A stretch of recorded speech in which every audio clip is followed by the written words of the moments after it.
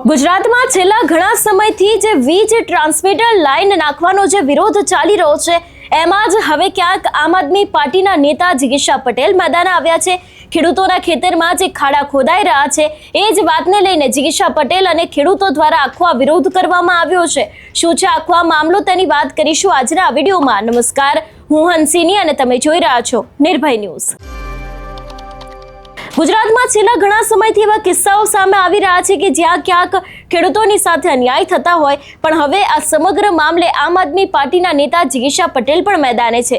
આ ઘટના ક્યાંની છે તો ચોરડીના ગૌચર જમીનમાં એક કંપની દ્વારા ટ્રાન્સમીટર લાઇન ટાવર સ્મશાન પાસે ખાડો ખોદતા સમગ્ર ગ્રામજનો, ખેડૂતો, માલધારીઓ સહિતના લોકોએ વિરોધ કર્યો હતો અને કામગીરી અટકાવી હતી।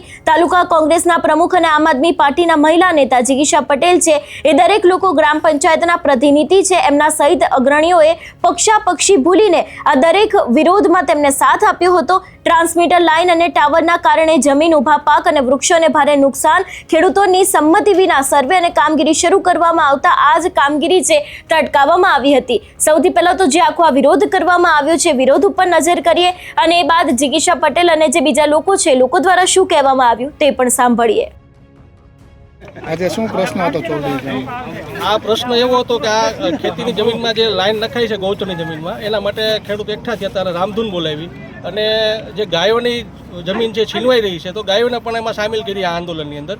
અને ખરેખર તો ગૌચરની જમીન એ ગામની જમીન હોય અને ગામની જમીનની અંદર ગામ પંચાયત ટૂંકમાં સર્વોપરી કહેવાય, તો આ લોકો કોઈ જાતની ગામ પંચાયતની મંજૂરી લીધા વગર ગામ પંચાયતની જમીનની અંદર થાંભલા નાખવા આવે છે અને ખેડૂતોને પૂછ્યા વગર થાંભલા નાખે। તો ખેડૂતોને પૂછવું જોઈએ, જેવી રીતે તમે પ્રાઇવેટ કંપનીના થાંભલા જે આપણે મોબાઈલ ટાવર નખાય છે, તો કેમ માલિક અને અરજદાર બે હમામાં બે નક્કી કરે છે, તો આમાં કેમ માલિકને કંપની બે નક્કી નથી કરી શકતા? આમાં ખરેખર સરકારનો રોલ જ નથી હોતો, વચ્ચેને બે જ માલિક છે અને થાંભલા નાખો અને થાંભલા અસરદાર બેન જ કરવાનું હોય છે, તો આવું થતું નથી, એટલા માટે વિરોધ કરવો પડ્યો। તમારી માંગ નહીં સંતોષાય તો શું? તો આગળના પણ આવા કાર્યક્રમ ધીમા ધીમા બધા ચાલુ રહેશે। ગાંધી ચિંધ્યા માર્ગે આંદોલન કાયમી ધોરણે ચાલુ રહેશે, અલગ અલગ જગ્યા ઉપર જ્યાં જ્યાં લાઈન નખાતી છે ને બધા લોકો સંગઠિત થયા છે, ગ્રુપ બનાવે છે। હવે રોજ અમારા સમસ્ત ચોરડી ગામના ગ્રામજનો કોઈ પણ પક્ષાપક્ષી કે વાદ વિવાદ વગર બિન રાજકીય રીતે ચોરડી ગામમાંથી પસાર થતી 400 કેવીની હેવી વીજ લાઇન જે ચોરડી ગામના ખેડૂતોને પણ અસર કરે છે અને ચોરડી ગામના જે આ ગૌચર જગ્યા ઉપર આપણે ઊભા છીએ, તે ગૌચરમાં થાંભલો ખોદવાની કાર્યવાહી કાલથી પોલીસ બંદોબસ્ત સાથે દાદાગીરીથી જે ચાલુ કરવામાં આવી છે, તો તેના વિરોધમાં ચોરડી ગામના સમસ્ત ગ્રામજનો એક થઈને આ જે થાંભલો ખોલી રહ્યા છે તેના વિરોધમાં આજે રામધૂનનો કાર્યક્રમ આપ્યો હતો। અને સાથમાં કહેવાનું કે આ જે 2025નો કલેક્ટર સાહેબનો ઓર્ડર છે કે 2025માં ઓર્ડર કરેલો કે કોઈ પણ સર્વે નંબરનો ઉલ્લેખ કર્યા વગર ગૌચરમાં અને ચોરડી ગામની જમીનમાં થાંભલા ખોદવાનો એવો ઉલ્લેખ કરી અને એક હુકમ કરેલો છે, તે હુકમને આધારે આ જેટકો કંપની પોલીસ બંદોબસ્ત લઈ અને દાદાગીરીથી આ કામ ચાલુ કરી રહી છે। એના વિરુદ્ધમાં અમારા ચોરડી ગામના સરપંચ અને પંચાયતે કલેક્ટર, ડીએસપી સંબંધિત બધા ખાતામાં અરજી કરેલી છે અને તે અનુસંધાને અમને લોકોને પંચાયતને 20 તારીખે તકરારીમાં સાંભળવા માટે કલેક્ટર સાહેબે બોલાવેલા છે, પરંતુ આ કંપનીએ કોણ જાણે શું સેટિંગ કરી હજી અમને 20 તારીખે ત્યાં સાંભળવા માટે બોલાવે એ પહેલાં તો અહીંયા કામ ચાલુ કરી દીધું, અને એ પણ 2025ના કલેક્ટર સાહેબના ઓર્ડરના, જેમાં સર્વે નંબરનો ઉલ્લેખ પણ નથી કે કયા સર્વે નંબરમાં થાંભલો નાખવાનો છે અને કયા સર્વે નંબરમાં નથી નાખવાનો। જ્યારે કાલે અમારા સરપંચ સહિતની ટીમ અહીંયા વિરોધ કરવા આવી ત્યારે પોલીસ બંદોબસ્ત સાથે હતો અને તેમને કહેવામાં આવ્યું કે જો તમે જાજો વિરોધ કરશો તો તમને પકડીને પૂરી દેવામાં આવશે, અમારી પાસે કલેક્ટર સાહેબનો ઓર્ડર છે। તો એક બાજુ કલેક્ટર સાહેબને અમે અરજી કરીએ છીએ તો કલેક્ટર સાહેબે અમને આવતી 20 તારીખે સાંભળવા માટે બોલાવે છે અને પાછળથી આ કામ ચાલુ કરે છે। તો આ ગામજનોને, ખેડૂતોને આ શું કહેવા માગે છે કે અમે તમારું કાંઈ સાંભળવા જ નથી માગતા। આ ગૌચરની જમીન છે, અમારા ગામમાં ઓલરેડી 67 થી 70 વીઘા ગૌચરની જમીન ઘટે છે અને આ માલઢોર પશુ માટે આ માલધારી લોકો ક્યાં ચરાવવા જાય? એક તો 70 વીઘા જમીન ઘટે છે, એમાં પણ આ વધારાના થાંભલા નાખે છે, તો અહીંયા કાલ સવારે માલઢોર ચરાવવા માટે પશુપાલકો, પશુઓ માટે અકસ્માતનો પૂરેપૂરો ભય રહેલો છે। પરંતુ આ કંપની પ્રશાસન સાથે રાખી કઈ રીતનું મેલાપીપણું કરી અને કામ કરી રહી છે। એક બાજુ કલેક્ટર તમને સાંભળવા બોલાવે છે, બીજી બાજુ પાછળથી કામ ચાલુ થાય છે। જો તમે વિરોધ કરો તો પોલીસની તમને બંદોબસ્ત આપી દેવામાં આવે છે, એટલે તમે કંઈ બહુ કરી ન શકો તો તમને પૂરી દેવામાં આવે છે। અને આ બાજુમાં જ આ ગૌચર છે, આ થાંભલો આમ ક્રોસ થઈને આવે છે, હકીકતમાં થાંભલો સીધો થવો જોઈએ પરંતુ બાજુમાં એક 2023માં બિનખેતી થઈ ગયું છે, જ્યાં તમે જોઈ શકો છો હજી ખેતીનું કામ ચાલુ છે. નકર નિયમ પ્રમાણે બિનખેતીમાં ખેતી ન થઈ શકે, પણ આ આપણા પૂર્વ સાંસદ રમેશભાઈ ધડુકની જમીન છે, એટલા માટે 2023માં બિનખેતી થઈ ગયું છે, કારણ કે થાંભલો એમાં ન આવે અને ખેતીનું કામ થાય છે.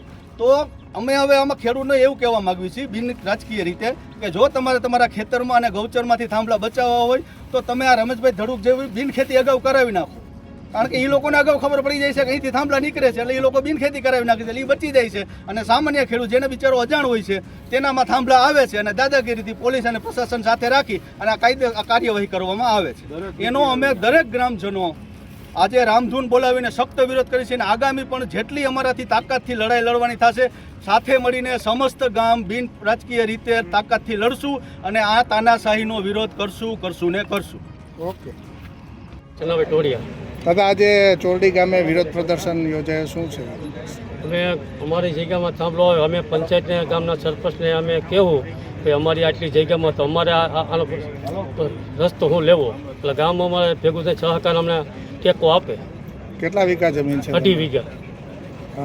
આજે વિરોધ છે ને વિરોધ કરવામાં આવ્યો? વિરોધ કરવામાં આવે તો એટલા વીઘામાં જમીન આવે તો અમારી જમીન તો વહી ગઈ, તો અમારે એને અમારે જે થતું એ અમારે કેલી બધા ગૌચરે બંધ થવા મળ્યું, અમારે ઢોર ક્યાં મૂકો? તમારી માંગણી સંતોષ? માંગણી સંતોષ થાય, અમારા પંચાયતના ગામના સરપંચને બોલાવી ભેગા ગામમાં ટેકો લેવો માંગી છે. ઓકે. જય કિસાન, જય દાદાગીરી, ભારત માતા કી કંપનીની દાદાગીરી, કંપનીની દાદાગીરી, ગૌચર બચાવો, દેશ બચાવો, ગૌચર બચાવો, દેશ બચાવો, ગૌચર બચાવો, દેશ બચાવો. ખેડૂત એકતા જિંદાબાદ, ખેડૂત એકતા જિંદાબાદ, ખેડૂત એકતા જિંદાબાદ. જય જવાન, જય કિસાન. આજરોજ ચોરડી ગામે આ લોકો છે જેટકોવાળા, એ અહીંયા થાંભલો નાખવા માટે આવ્યા છે. હવે આખી મેટર એવી છે અહીંયા કે ગ્રામ પંચાયતમાંથી વાંધા અરજી કરવામાં આવી છે. વાંધા અરજી પ્રમાણે કલેક્ટરે 20 તારીખ આપી છે. 20 તારીખ સુધીમાં જ્યાં સુધીમાં સુનાવણી ન થાય, જ્યાં સુધીમાં બેયની વાત ન સાંભળે અને કલેક્ટર ઓર્ડર ન કરે ત્યાં સુધી આ લોકોએ કામ નથી કરવાનું, એવો સરકારનો એક નિયમ છે. પરંતુ આ લોકો એક જૂનો પરિપત્ર લઈ અને કલેક્ટરનો હુકમ લઈને અહીંયા આવ્યા છે. એના પછી તો સરકારે ઘણા બધા બીજા પરિપત્ર બહાર પાડી અને ઘણા બધા નિયમો બહાર પાડ્યા, પણ આ લોકોને એ માન્ય રહેતું નથી. આમાં જે સરકારી જેટકોના જે 2 અધિકારીઓ છે, અધિકારીઓ કોઈ રીતે આ વાતને સમજવા માટે તૈયાર જ નથી.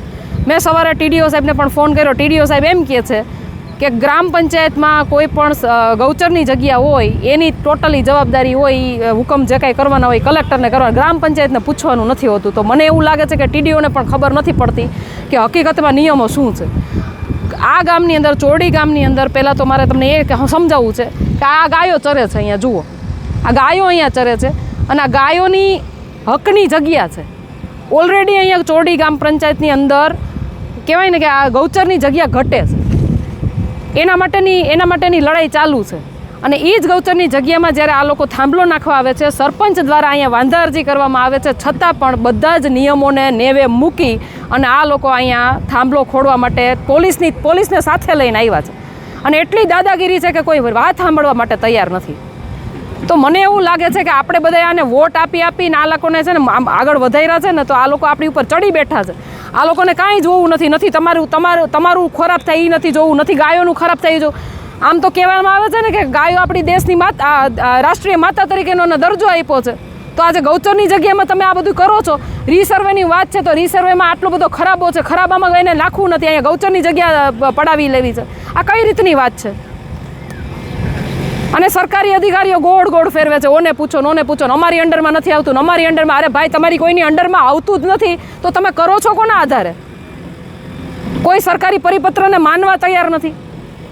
2026માં જે સરકારે હમણાં જે જેતપરના આંદોલન પછી જે પરિપત્ર બહાર પાડ્યું છે, એ પરિપત્ર પ્રમાણે આ લોકો ચાલવા તૈયાર નથી. એના માટે અમે કીધું કે તમે લેખિતમાં આપો કે આ પરિપત્રની ઉપરવટ જઈ અને તમે કામગીરી અહીંયા ચાલુ રાખવા માંગો છો, તો લેખિતમાં આપવા માટે તૈયાર નથી. પોલીસ તંત્રને સાથે રાખી અને અહીંયા કહેવાય ને ગામના લોકો ઉપર દાદાગીરી કરી રહ્યા છે અધિકારીઓ. તો કેટલી હદે યોગ્ય છે?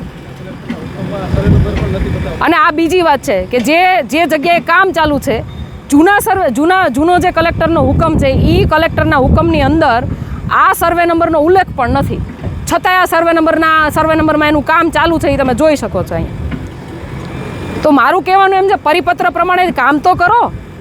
પરિપત્રમાં ઉલ્લેખ જ નથી 112 નંબરનો. તમે 112 નંબર ઉપર કઈ રીતે કામગીરી કરી શકો? મોવિયાની અંદર એક ઘટના એવી બની હતી, એક ખેડૂતના 2 સર્વે નંબર હતા. એ 2 સર્વે નંબરમાં એક સર્વે નંબરમાં એને નોટિસ આપી અને બીજા સર્વે નંબરમાં થાંભલો આવ્યો. તો જ્યારે તમારી પાસે પૂરું લેસન નથી તો તમે અહીંયા આવીને કામગીરી શેની કરો છો? એટલે જે રીતે અત્યારે હાલ ખેડૂતોના ખેતરમાં આજે તે લોકોના સંમતિ વગર કામ કરવામાં આવે છે, એવા આક્ષેપો મૂકવામાં આવ્યા છે અને એ જ મામલે અત્યારે હાલ ક્યાંક વિરોધ પણ ચાલી રહ્યા છે. આ વિષયને લઈને તમારું શું માનવું છે અમને કમેન્ટ કરીને ચોક્કસથી જણાવજો. તેની સાથે અમારી ચેનલ નિર્ભય ન્યૂઝને લાઇક, શેર અને સબસ્ક્રાઇબ કરવાનું ભૂલશો નહીં. નમસ્કાર.